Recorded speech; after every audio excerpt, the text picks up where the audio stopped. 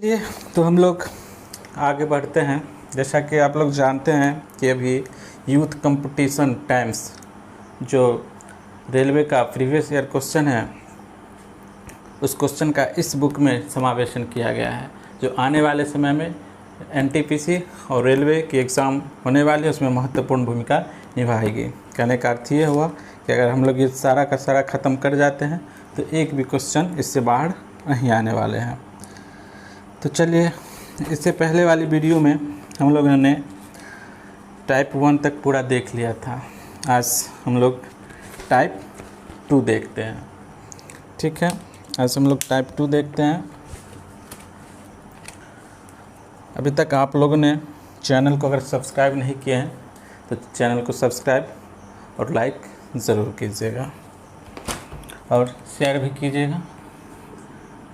Type 2 आज हम लोग देखेंगे। टाइप 2 में हम लोग देख रहे हैं 27वां क्वेश्चन है। 27वां क्वेश्चन कह रहा है कि 3900 को एल के और जे के बीच 1/2 अनुपात 1/3 अनुपात 1/4 के अनुपात में विभाजित करने पर के को कितनी राशि प्राप्त होगी। चलिए, ये बांटा गया है एल के और जे के बीच, एल के और जे के बीच बांटा गया है और वह अनुपात है 1/2 1/3 तथा 1/4 के बीच में। ठीक है, बांटा गया है। तो सबसे पहला काम तो हम करेंगे कि यह जो भिन्न के रूप में दिया हुआ है तो इसको हरों के एलसीएम से प्रत्येक पद में गुना कर देंगे। तो चलिए देखते हैं। 4 3 2 का एलसीएम आप लोग जानते हैं 12 होता है, तो 12 से यहाँ भी गुना करेंगे, 12 से यहाँ भी गुना करेंगे, 12 से यहाँ भी गुना कर देंगे। 2 छक 12, 3 चौक 12, 4 तिया 12, 4 तिया 12। तो हमारा अनुपात हो गया 6/4/3 के रूप में ये आ गया। अब पूछ रहा है ना कि के का भाग क्या होगा, अर्थात के को कितनी राशि प्राप्त हुई है। तो चलिए देखते हैं। टोटल राशि, निश्चित राशि ढूंढेंगे 39 है। यहाँ 3900 को एल के और जे के बीच बांटा जा रहा है। 3900 को एल के और जे के बीच, तीनों के बीच बांटा जा रहा है, अर्थात हमारा ये जो है निश्चित राशि वो 3900 रुपया है। तो और यहाँ पे देखते हैं 3900 को कितना में बांटा गया, 6 4 10 और 3 13 के अनुपात में। फिर जो दिया हुआ है उसका तुलना हम दिया हुआ से कर देंगे, अर्थात यहाँ पे टोटल राशि है 3900 और यहाँ पे टोटल राशि है 13, तो टोटल का तुलना टोटल से कर देंगे और जो पूछेगा उससे गुना कर देंगे। तो पूछ रहा है ना कि के को कितना राशि प्राप्त हुआ, के को कितना है 4, तो हम लोग 4 से गुना कर देंगे, अर्थात हमारा आंसर हो जाएगा 1200 रुपया। चलिए देखते हैं अगला क्वेश्चन क्या कह रहा है।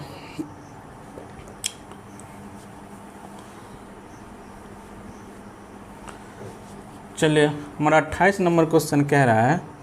28 नंबर क्वेश्चन ये कह रहा है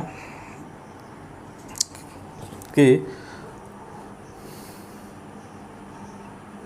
देखिए 27 और 28 दोनों एक ही क्वेश्चन है। ठीक है, लेकिन है कि ये 27 नंबर है वो 18/1/2019 को शिफ्ट 3rd में पूछा गया था और ये दोनों क्वेश्चन लगता है गलती से मिसप्रिंट हो गया है। चलिए कोई बात नहीं है, 28 और 27 एक ही है।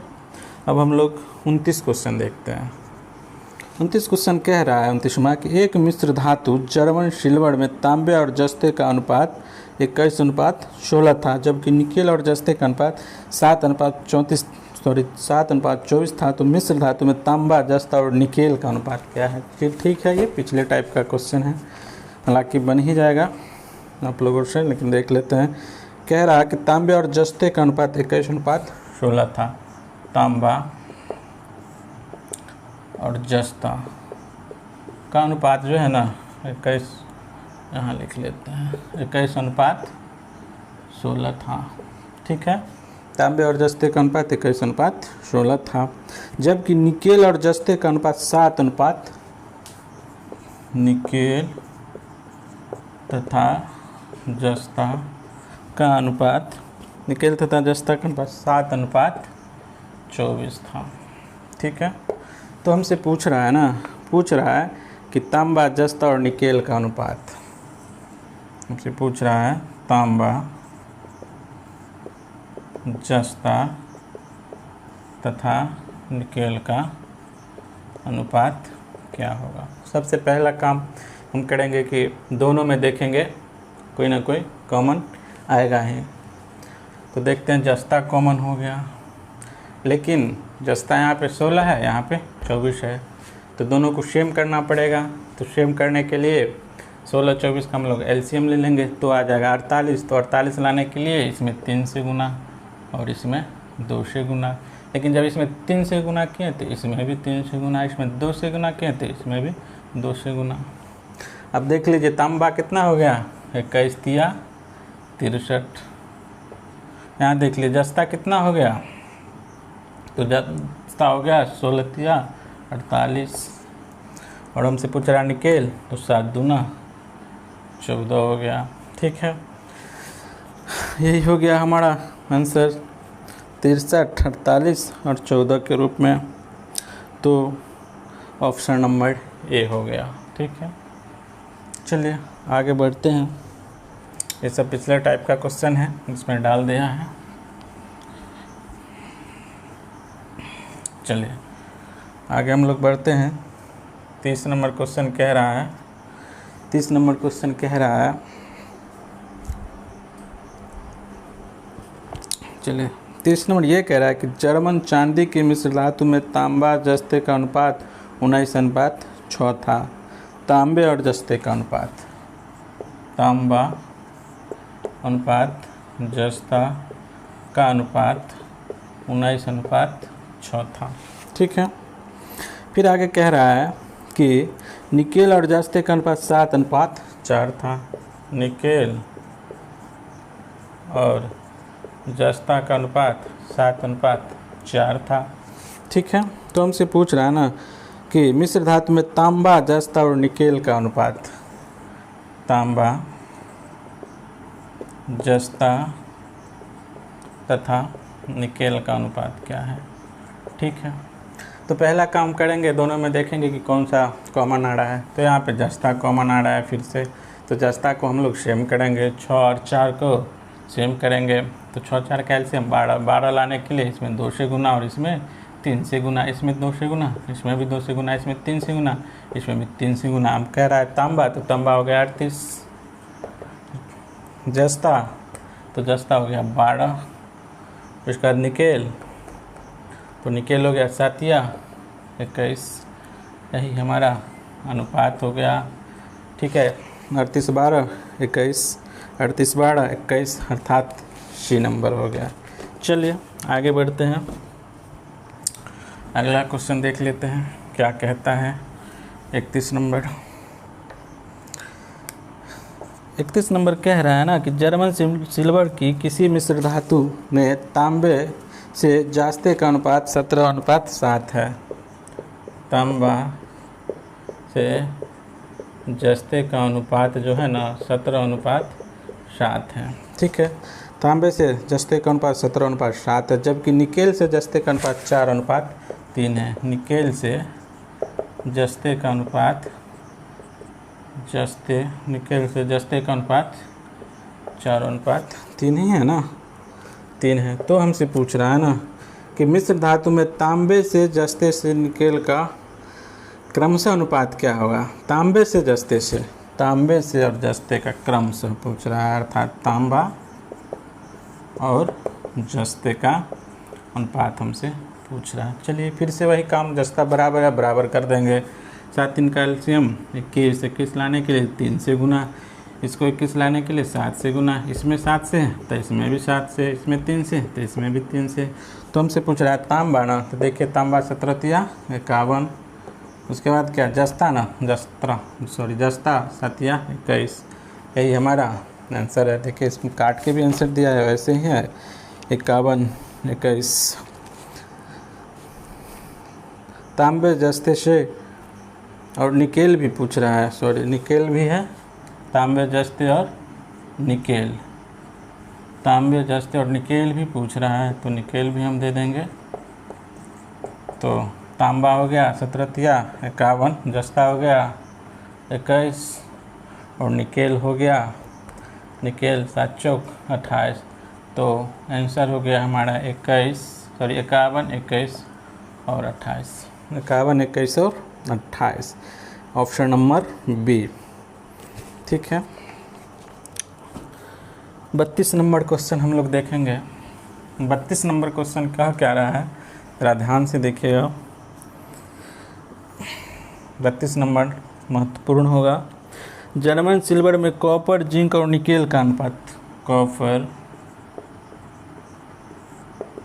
जिंक तथा निकेल, कॉपर जिंक और निकेल का अनुपात 4:3:2 के अनुपात में है। 54 किलोग्राम की इस धातु में कितने किलोग्राम जिंक जोड़ा जाए कि नया अनुपात 2:5:1। तो पहले कितना था, पहले ये अनुपात था 4:3:2, 4:3:2। ठीक है, उसके बाद कह रहा है कि 54 किलोग्राम की इस मिश्र धातु में, टोटल मिश्र धातु पहले था 54 किलोग्राम, ये दे दिया हमारा निश्चित राशि। और कह रहा है कि इस धातु में कितने किलोग्राम जिंक मिलाना है, जिंक मिलाना है, तो अनुपात 2:5:1 हो जाए, 2:5:1 हो जाए। ठीक है, हमने रेशियो चैप्टर में जो थ्योरी का चैप्टर था, कॉन्सेप्ट का चैप्टर था, उसमें सारा सवाल डाला हुआ है, यह कॉन्सेप्ट हमने बता चुका है। अगर कोई एक धातु मिलाने के लिए कह दिया जाए, जैसे जिंक मिलाने के लिए कहा जा रहा है, तो यहाँ दूसरी धातु को बराबर करेंगे। जिंक मिलाने के लिए कह रहा है तो निकेल को बराबर करेंगे, या फिर कॉपर को भी बराबर कर सकते हैं। लेकिन जब एक को बराबर करेंगे तो 3 मिश्र धातु है, 3 धातु है तो 2 को खुद से खुद बराबर हो जाएगा। चलिए, तो यहाँ हमको कहा कि कितना जिंक मिलाना है, जिंक मिलाना है, जिंक के अनुपात में कमी यहाँ वृद्धि होगी, बल्कि न कि कॉपर और निकेल में। तो जिंक में वृद्धि होगी और कॉपर या निकेल में समान होगा। तो कॉपर या निकेल को हम लोग समान कर लेंगे। देखते हैं, यहाँ कॉपर 4 है, यहाँ कॉपर 2 है, तो 4 पुराने के लिए 2 से गुना कर देंगे। तो देखिएगा ऑलरेडी निकेल भी 2 हो जाएगा, 2 से इसमें गुना किए तो 2 से इसमें भी गुना किए। अब देखिए निकेल कितना था पहले, 2, बराबर हो गया, यहाँ भी 2 होगा। पहले कॉपर कितना था, 4, अब देखिए बराबर हो गया 2। लेकिन जिंक घटा या बढ़ा होगा, तो मिलाने की बात करेगा तो बढ़ गया होगा, और निकालने की बात अगर करेगा तो घट गया होगा। तो कह रहा है कि 54 किलोग्राम की इस धातु में कितने किलोग्राम जिंक जोड़ा जाए। तो देखिए 54 किलोग्राम में कितना जिंक जोड़ा जा रहा है, 54 किलोग्राम के इस धातु में। तो पहले धातु कितना था, 4 3 7 2 9, टोटल 54 किलोग्राम मिश्र धातु पहले से दिया हुआ है। अभी कितना है, 4 3 7 2 9, पहले भी 9 था। कितना ग्राम जिंक मिलाना है, कितना ग्राम जिंक जोड़ा जाए। तो देखिए जिंक कितना था, 3 से हो गया 5 गुना 10, अर्थात कितना बढ़ा, 3 से हो गया 10 तो 7 बढ़ गया। तो कितना ग्राम, तो 7 ग्राम। अब देख लीजिए 9 6 54, 6 7 42 ग्राम जिंक हमको मिलाना पड़ेगा, ऑप्शन नंबर डी। ठीक है, इस क्वेश्चन में कह रहा है कि पहले इतना मिश्र धातु था, उसके बाद कुछ जिंक मिला दिया गया तो इतना हो गया। जब कभी 2 या 2 से अधिक मिश्र धातु दिया हुआ रहे, किसी एक धातु को बढ़ने की बात या घटने की बात किया जाए तो तीसरी मिश्र धातु को समान करेंगे। क्वेश्चन अगर किन्हीं लोगों को लिखना है तो लिख सकते हैं कि जब किसी 2 या 2 से अधिक मिश्र धातु में एक मिश्र धातु को घटाने या बढ़ाने की बात किया जाए तो तीसरी धातु को बराबर करना होगा। ठीक है, तो हम लोग बराबर कर दिए। अब हम लोग आगे बढ़ते हैं। जिन लोगों को दिक्कत है रेशियो का कॉन्सेप्ट जाके देखिएगा, सारा क्लियर हो जाएगा। फिर हम लोग नंबर की ओर बढ़ते हैं। 33 नंबर कहा जा रहा है कि यदि a बराबर 2b/3, यदि a बराबर 2b/3 दिया हुआ हो। ठीक है, a b बराबर 2 b बराबर 2c/3, b बराबर 2c/3 दिया हुआ रहे, b बराबर 2c/3 और c बराबर 2d/3 दिया रहे। c बराबर 2d/3 दिया हुआ रहे तो b तथा d का अनुपात बताइए। तो हमसे कह रहा है कि b तथा d का अनुपात क्या होगा। चलिए देखते हैं। सारा का सारा कॉन्सेप्ट समझाया हुआ है थ्योरी के ये रेशियो के कॉन्सेप्ट में। चलिए हमने 5 वीडियो वहाँ पे डाला हुआ है, इस सारा कॉन्सेप्ट हमने वहाँ पे अच्छे तरीके से बताया हुआ है। चलिए फिर यहाँ हम लोग बताते हैं। अब देखिए यहाँ कह रहा है कि बराबर में है तो 3a बराबर 2b हो जाएगा और यहाँ से a अनुपात b हम लोग लिख सकते हैं। कैसे? याद कीजिए, हमने कहा था कि जब 2 या 2 से अधिक राशि बराबर के रूप में रहे तो उसके गुणांक को क्रमशः क्या करेंगे, उलट देंगे। तो देखिए यहाँ पे a का गुणांक 3 है, तो a का गुणांक 3 है, ये जो 3 जो रेशियो होगा ये b का रेशियो होगा। b का गुणांक 2 है, तो ये 2 जो रेशियो होगा a का होगा, तो 2:3 हो गया, a अनुपात b बराबर। अब देखिए यहाँ से हम लोग निकालते हैं 3b बराबर 2c, तो यहाँ पे b और c का रेशियो हम लोगों को निकल जाएगा। b का जो रेशियो होगा वो c का गुणांक होगा और c का जो रेशियो होगा वो b का गुणांक होगा। यहाँ से हम लोग निकाल सकते हैं, यहाँ से 3c बराबर 2d हो जाएगा और c और d का रेशियो यहाँ पे हम लोग लिख सकते हैं। c का जो रेशियो होगा d का गुणांक होगा और d का जो रेशियो होगा 3 का गुणांक हुआ। जब 2 या 2 से अधिक राशि बराबर के रूप में दिया हुआ रहे तो अनुपात प्रकट करने के लिए उसके गुणांक को एक दूसरे में पलट देंगे गुणांक के। चलिए तो अब हम देखते हैं अब है क्या यहाँ। तो देखिए मैंने कहा b से ख़त्म हुआ, b से स्टार्ट हो गया, फिर c से ख़त्म हुआ, c से स्टार्ट हो गया। तो यह जो बचता है शुरू का या जो अंत का बचता है उसका रेशियो सबसे पहले हम लोग लिखेंगे a अनुपात d। और हमसे पूछ रहा है ना b अनुपात d, तो सबसे पहले a अनुपात d हम लोग लिख लेंगे, a अनुपात d हम लोग लिख लेंगे। तो कैसे लिखेंगे? तो a बराबर होगा 2 दूना 4 दूना 8, a बराबर होगा 2 दूना 4 दूना 8 और d बराबर 3 तिया 27, 3 तिया 27। और हमसे पूछ रहा है ना b और d का रेशियो ना, b और d का रेशियो। तो यहाँ पे देखते हैं b का रेशियो कैसे निकलता है। यहाँ पे a बराबर हम लोगों ने निकाला है 8 और यहाँ पे a दे दिया है 2, तो 8 लाने के लिए 4 से गुना, अर्थात 8 पुराने के लिए 4 से गुना। यहाँ पर a दिया है 8, यहाँ पर a दिया था 2, तो ये 8 हमको पुराना ना होगा a को, तो 8 पुराने के लिए 4 से गुना, तो 4 से गुना इसमें, तो 4 से गुना इसमें भी, अर्थात हमारा हो गया b बराबर 4 तिहाई 12। तो हमसे यही ना b और d का अनुपात पूछ रहा है, तो 12:27। अगर इसको काट के आंसर दिया है तो हम लोग काट देंगे, अर्थात वैसे ही छोड़ देंगे। तो 33 नंबर कह रहा है, 33 नंबर कह रहा है, काटा हुआ है तो 4 से काट देंगे, 3 से काट लेंगे, 3 चौक 12 और 3 नमा 27। तो हमारा 4:9 के अनुपात में रेशियो हो गया। चलिए हम लोग देखते हैं 34 नंबर प्रश्न। हम लोग 34 नंबर क्वेश्चन देखेंगे, कह क्या रहा है, ज़रा ध्यान से देखिएगा। सारा का सारा कॉन्सेप्ट बताया हुआ है, आप लोग वहाँ से जाके देख सकते हैं। चलिए 34 नंबर कह रहा है कि 3 विषयों में एक छात्र द्वारा प्राप्त अंकों का अनुपात 1:2:3 है। 3 विषय है, उसमें 1:2:3 के रेशियो में है और कह रहा है कि प्रत्येक विषय के लिए 5% अंक ग्रेस दिया जा रहा है। तो छात्र के नए अनुपात का पता लगाएं। सिंपल है, अगर तीनों में बराबर बढ़ रहा है तो जो अनुपात होगा सेम वही रहेगा, चूँकि कॉमन होके तीनों तो कटिए जाएगा। कैसे कटेगा कॉमन होके? तो जरा के आइए देखते हैं। तो कह रहा है ना कि 3 विषय में छात्रों का अनुपात 1:2:3 है।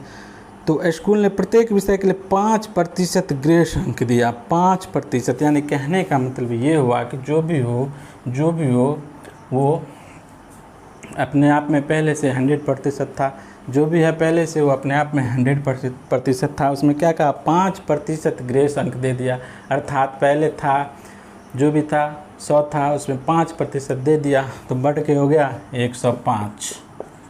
जो भी हो 5% बढ़ के 105, 5% बढ़ के 105। अब देखिए 105 से 105 कठिन आ गया, नया रेशो 1:2:3 के अनुपात में आ गया ना।